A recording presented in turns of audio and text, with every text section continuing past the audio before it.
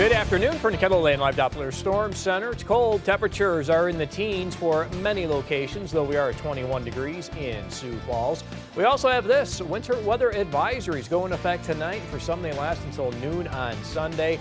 Periods of snow and areas of blowing snow. So we get some of these wind gusts over 20 to 25 miles per hour.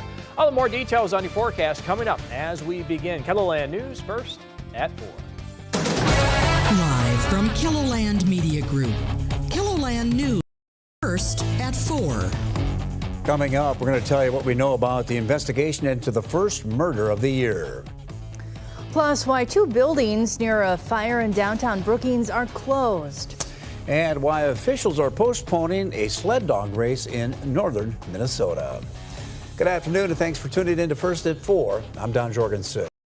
Kelly Volk, a 41-year-old Yankton woman, has been identified in connection to the first murder of 2025. The Attorney General's office says that the body of Heather Ann Bowden was found yesterday afternoon.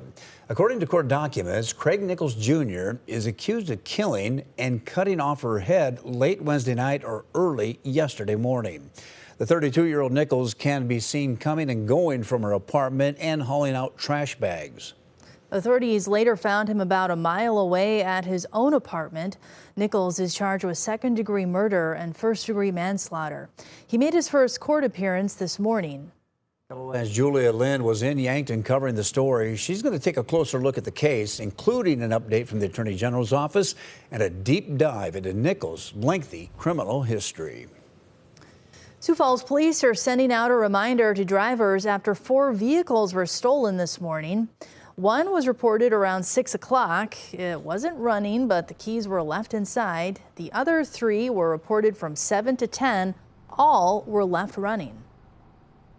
It's really easy to spot a running car, and when it's really cold like this, some people just jump on that opportunity and steal the cars. So police say if you are going to let your car warm up, make sure you're keeping an eye on it. Yeah, and lock the doors if you have a remote. That's for sure. More people may be warming up their cars this weekend, Scott. It's pretty cold out there. Well, the cold air will stay with us as we go through this weekend into next week. Also watching for snow. That will start across western South Dakota. Go ahead and show you our Rapid City live cam as we're following the cloud cover across western South Dakota, and the snow shower is about to enter much of western KELOLAND. Temperatures at 17 degrees. We do have an easterly wind at about 9 miles per hour.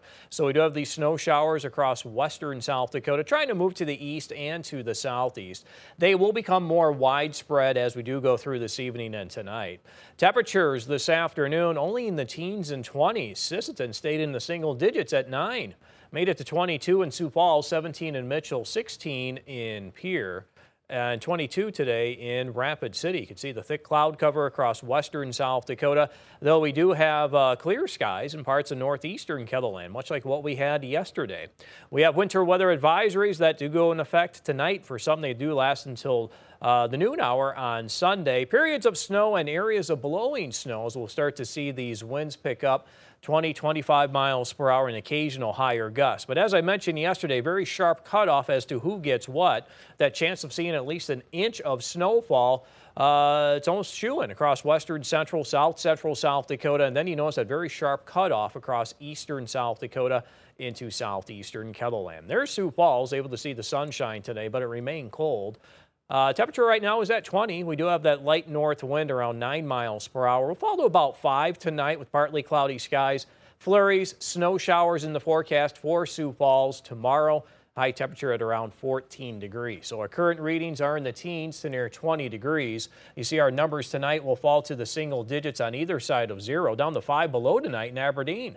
4 below in Watertown, 3 below in Brookings, and that forecast for tomorrow showing the cold air remains. Temperatures mainly in the teens, though it looks like northeastern South Dakota will stay in the single digits, as we do have 7 in our forecast in Aberdeen, and that snow will eventually become more widespread western central into south central South Dakota. I'll have a closer look at those snowfall amounts coming up in a couple of minutes. All right, look forward to it. Thanks a lot, Scott. The city of Brookings says 2 buildings near Bros Fashions have been temporarily condemned after this week's fire.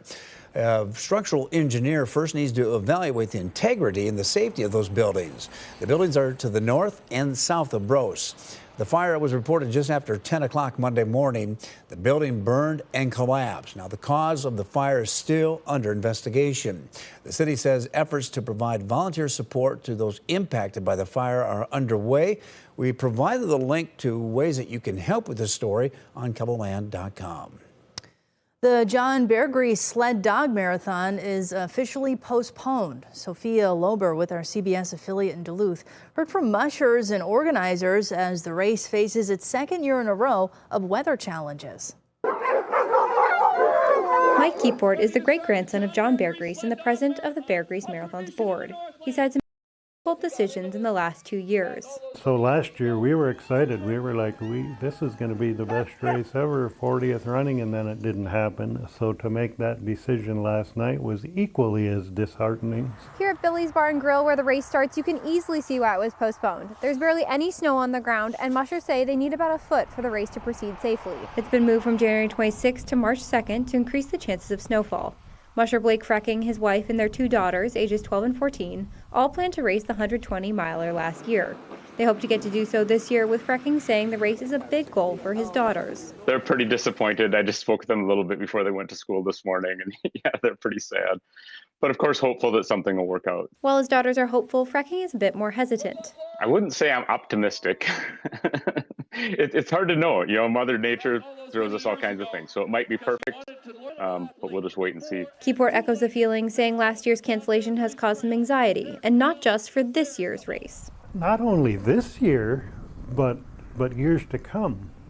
We have a super short mushing season, I'll call it.